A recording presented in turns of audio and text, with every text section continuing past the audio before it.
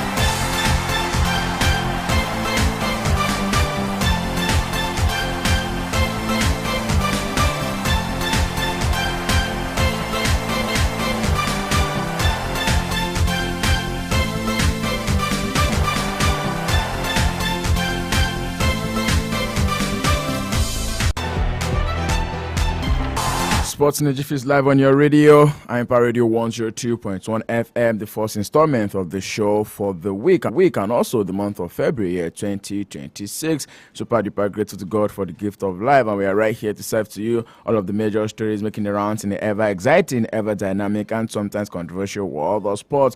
Just a matter of hours before we see the end of the January transfer window, the winter transfer window, by the way, and a couple of players are most definitely moving side to side, left and right, and also looking to switch sides as we speak, and also some of Nigerian players who are also on the move. Talk about the likes of Rafael Yedika, the likes of Ademola Lookman. We'll get to that part on the show this one. Also taking the reactions from all of the matches that went down over the weekend. Amazing matches right there in the English Premier League, the Spanish Liga, the French Ligue 1, Italian Serie A, and also the Nigerian Premier Football League. We'll also be bringing you stories from the CAF Champions League, where we have a representative, Rivers United, falter once again, as well as in the world of tennis.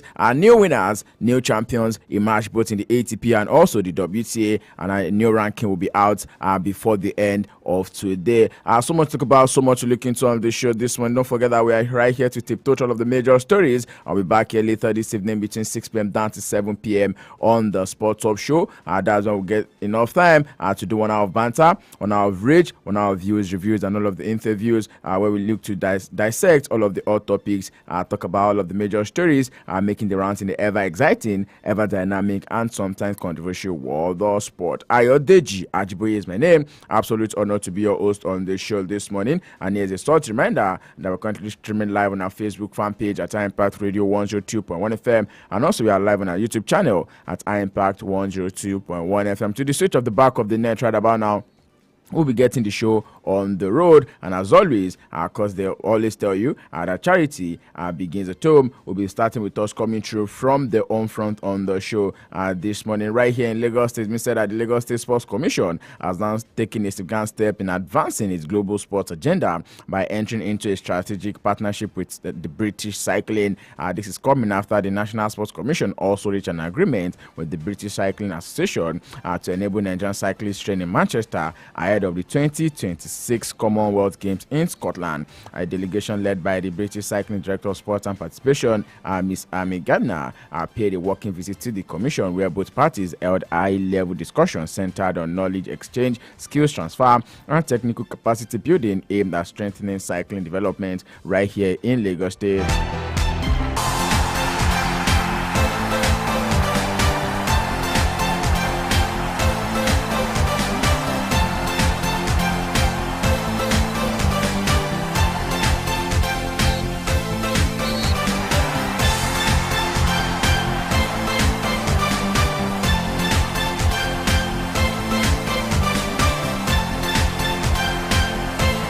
More stories coming through on the show. This one will go straight into the world of cricket. Still taking other sport this morning. The Nigerian longest running cricket league and one of the oldest in West Africa, the Club Cricket Committee Lagos, has now introduced the monthly schools engagement program aimed at attracting and popularizing cricket in schools across Lagos and beyond. On Saturday, January 31, 11 schools converged on the Teslim Balogun Stadium right there to start what they call pupils watched high-octane league matches before participating in bowling, batting, and also fielding drills conducted by 6 coaches. While most of the pupils were being introduced to the game for the first time, others had their first practical experience after learning basics in the classroom.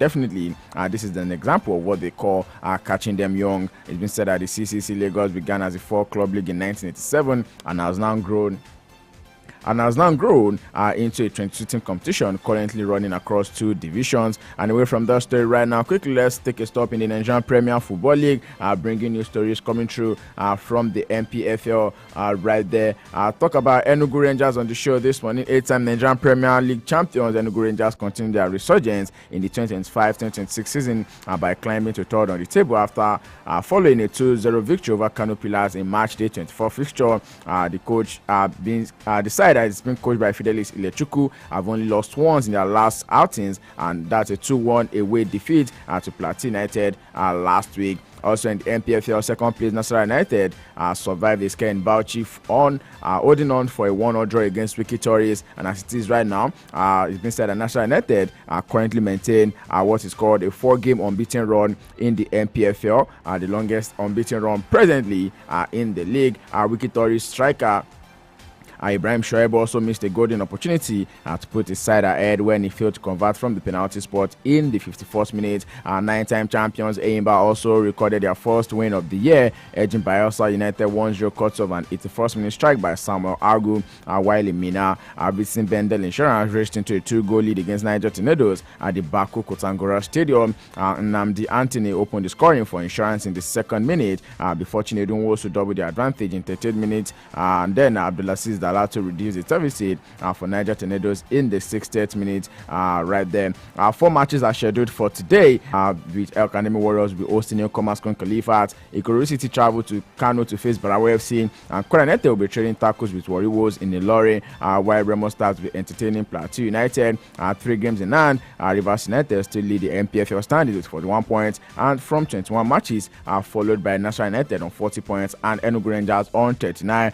Talking about Rivers United on the show this morning, not too good outing for them in the match day 3 of the ongoing CAF Champions League, because once again they faltered against the team from Zambia, and that's talking about Power Dynamos. 1-0 it ended yesterday, and as it is right now, Rivers United are currently rock bottom of Group A, and that has the Pyramids of Egypt, RS Berkane, Power Dynamos, and also Rivers United just 1 point after 4 matches have been played. Power Dynamos have 4 points from 4 matches. RS Berkane have 7 points from 4 matches, while Pyramids have 10 points from 4 matches. Most definitely, just 1 more game to go for Rivers United, and then we can say they are welcome back home and they can focus on what it is that they have to do in the NPFL right right there. Away from stories on the home front right about now, we skedaddle straight to Europe, taking talks from other sports on the show this morning.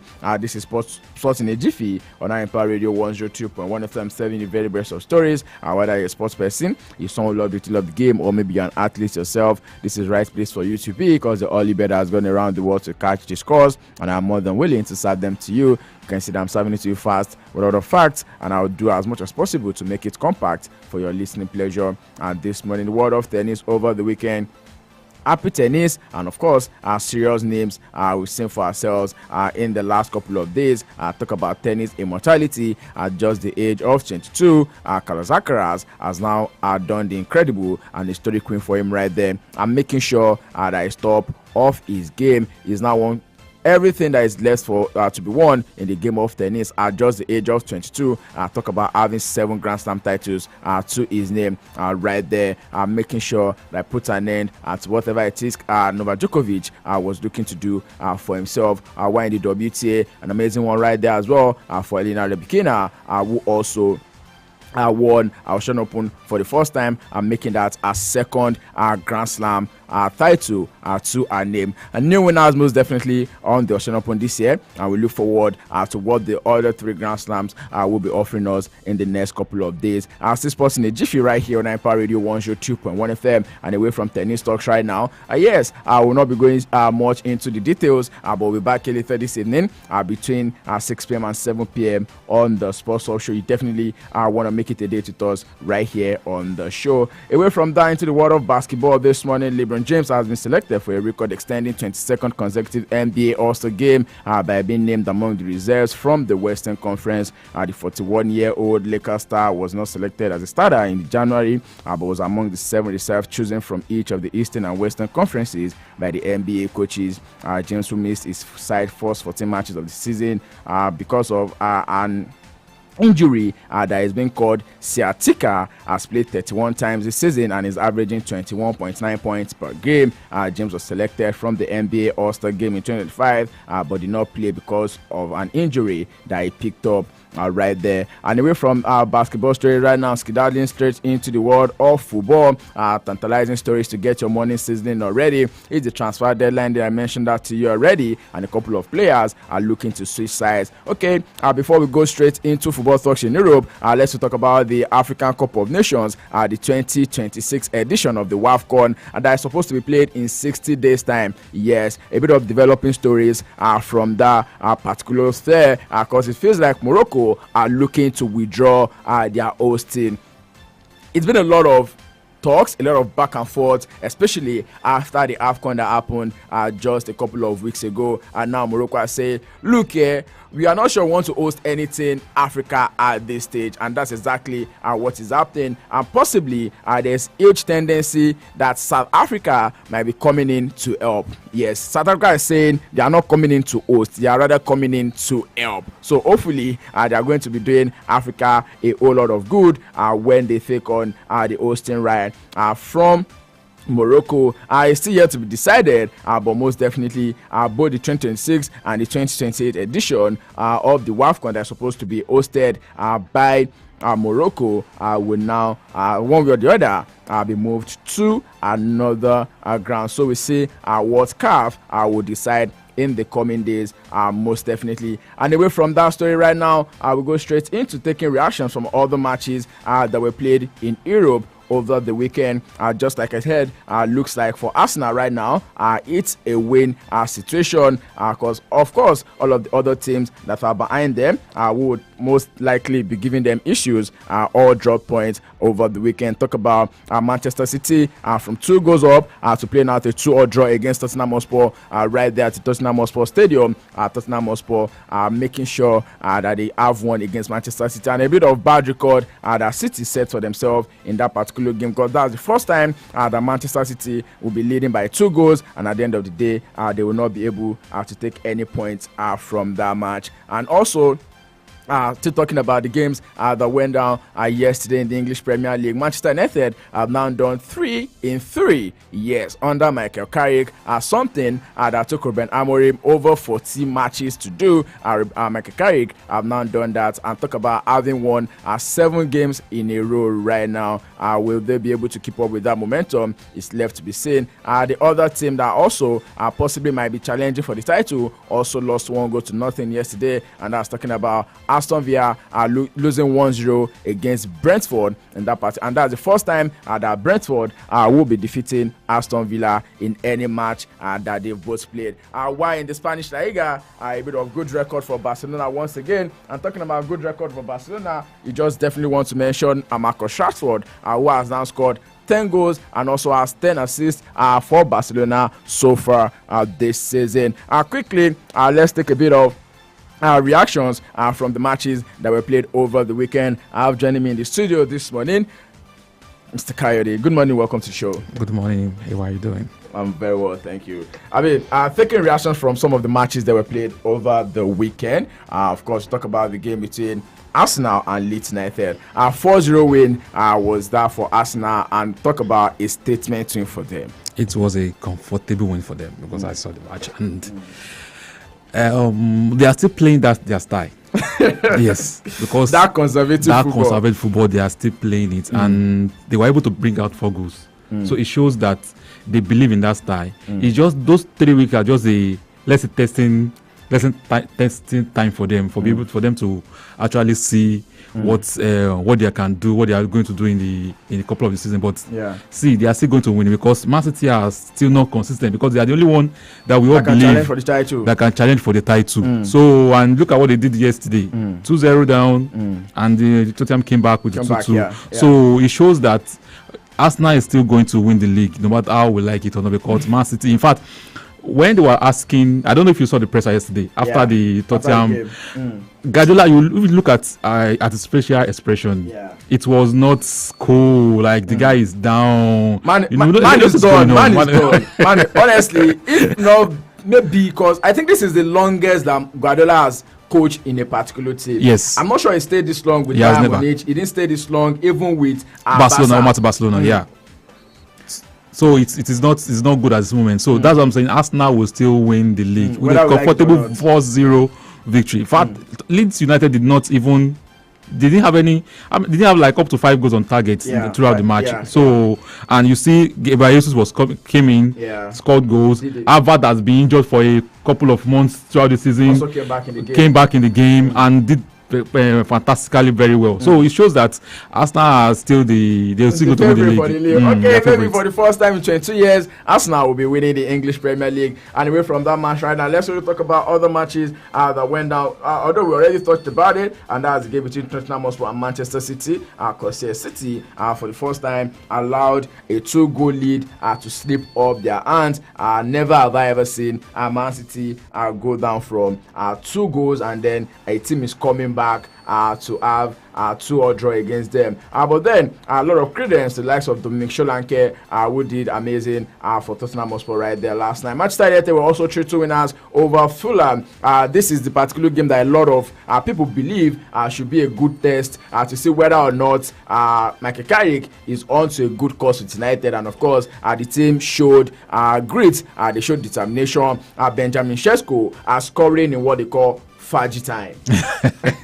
Now it's Carrick time. Okay, now it's Carrick time. Yeah, that game was fantastic. I can see the Manchester United DNA that all of us have been clamoring for. So for the past 3 matches now, we've seen that Manchester United DNA because they were playing that attacking football. They don't play there's no possession. They don't hold the ball too much. You see from the defense to the midfield that everybody was just going. And if you can look at it very well, when they were attacking, they are playing 3-2-5. That means you have 5 attackers when they are attacking, and when they are defending, you see all the wingers come and support the defense. So it was a free-flowing game, and we can see the United game. But this should be a matter of concern that something is still going on in that thing. How will you have 2 goals and you still concede 2 goals?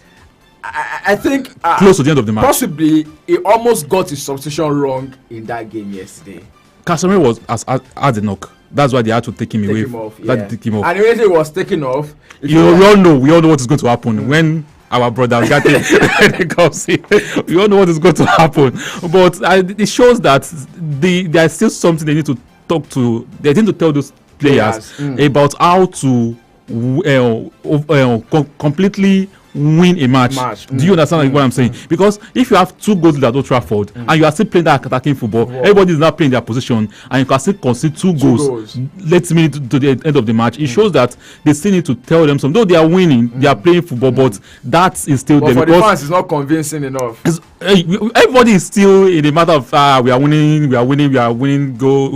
our matches. Carrick, this is the 3rd match he has won and all the rest. But they still need to check that, because this thing has been happening since Ten Hag's era. That would be like, even if you have 3 goals in the first half, we are not comfortable that we are not convinced that we are still going to win after the 3 goals. But it still shows yesterday. Thank God that something actually happened. They shall win. We have Carrick time or Faggy time. We shall win. All right, we're from the English Premier League. Right, I know there's a game that will be happening in the English Premier League. Let's touch on it. That's Sunderland and Burnley. Last season in the Championship, Burnley were 24 points ahead of Sunderland. Yes. And now in the English Premier League, Sunderland are 18 points ahead of Burnley, and they are even looking to go to Europe next season. What the kind of business that Sunderland did this year, Burnley did not even try. They've never tried it. They've never tried it, and they didn't even get close to what Sunderland did. They signed up to 9 players, more than 9 players.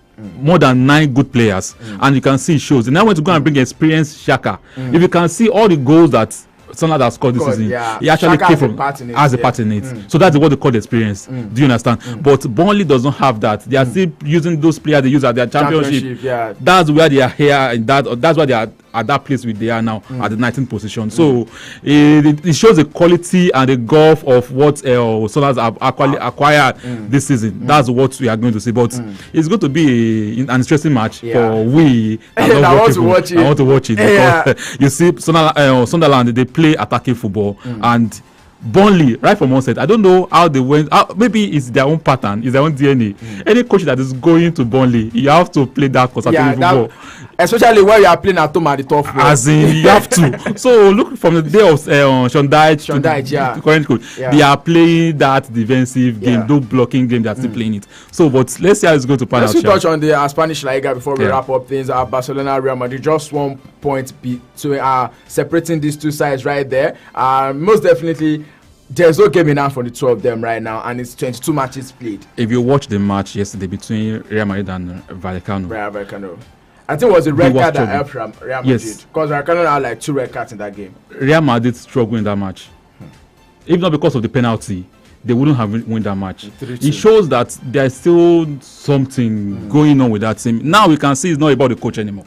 It's about the player themselves. Do you understand? And I saw Barcelona game too. They with that kind of score, like if you see the number of chances they missed, like open scoring chances they missed, it shows that Barcelona might run away with the league this season. And you know, Abelua is just there. Nobody's going to. In fact, people are not talking about him right now. Because they feel like he's just there. It's just there. So and he's playing to the Perez tune, like let the player enjoy themselves while they are playing. And you can see they are enjoying themselves, but they are not winning convincingly. And another thing is that Real Madrid has not done what they need to do concerning the defense. If you even bringing in players, especially that defense line. If you look at it, it was since the day of Zinedine Zidane that they have been having that problem. Up till now, they've not settle that back, and if they didn't do it, there is no way they still continue to struggle. They will continue to struggle, and Mbappe that is scoring for them 1 or 2, 3 matches, the guy might go blank because it's a form.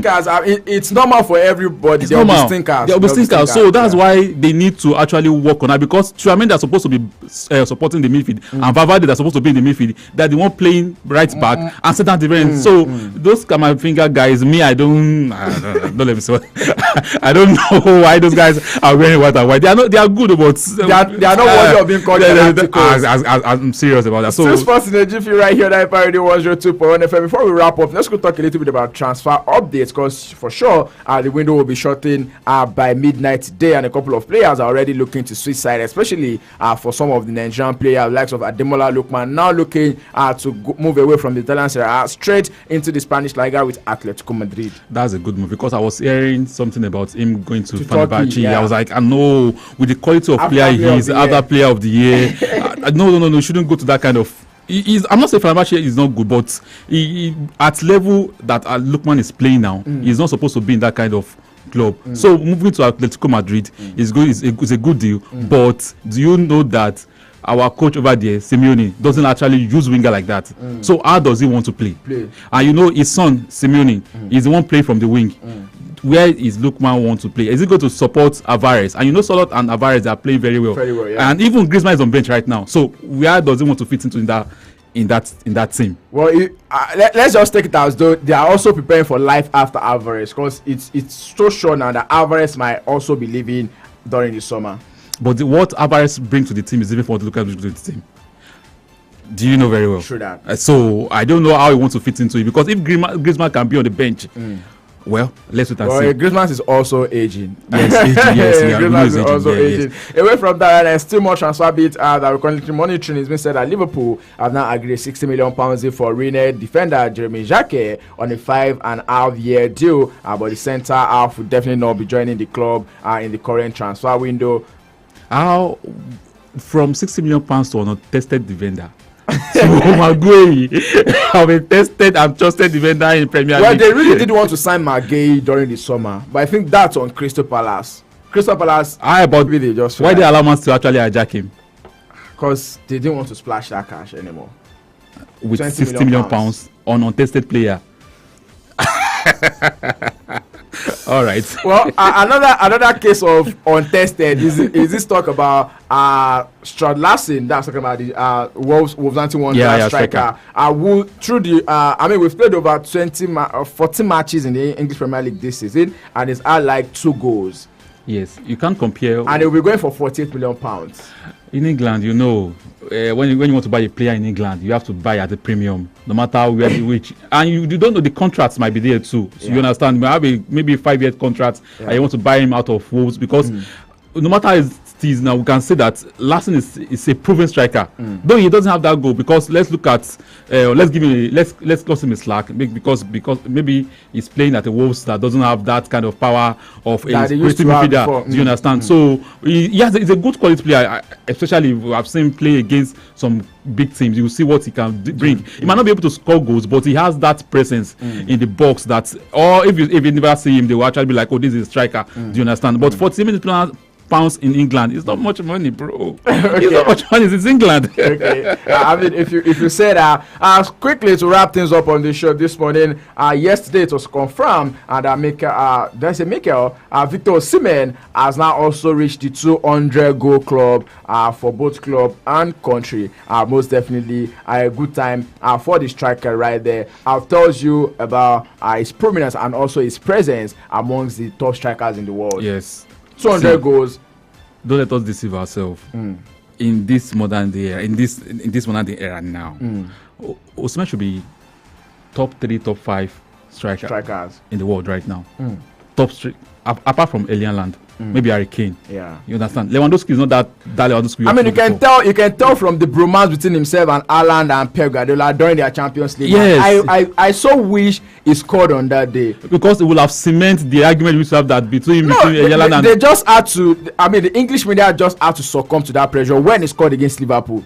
In this yes, it was like, oh no, we are sorry for what we have been saying. Yeah, because it's a good striker. If you watch, I watched a match yesterday where he scored the penalty. All the goals that he scored, all the 3 goals before he was being substituted, he has a part in it. So he's a good striker. He is a proven striker. Going to Italy, Napoli, that they now won the Serie A for a long period of time, came in single-handedly won it for them. Fenerbahce, look at what he's doing. So it shows that if he's a good striker. Just forget where he's playing. He's a good striker. Because what he's doing for Nigerian national team too. Well, but people are still worried about the the big character that he used to. Maybe we are hearing people are saying that because of the character, that's why big clubs are not coming for him. Which I don't know. I'm not sure. Whatever character Victor Osimhen has is not up to whatever character Diego Costa has, yes. Or maybe Suarez, even Suarez, or a certain Mario Balotelli, even Suarez. So okay, let's even say Carlos Tevez. We've seen these guys play their game, and then what? As a striker, that has to be part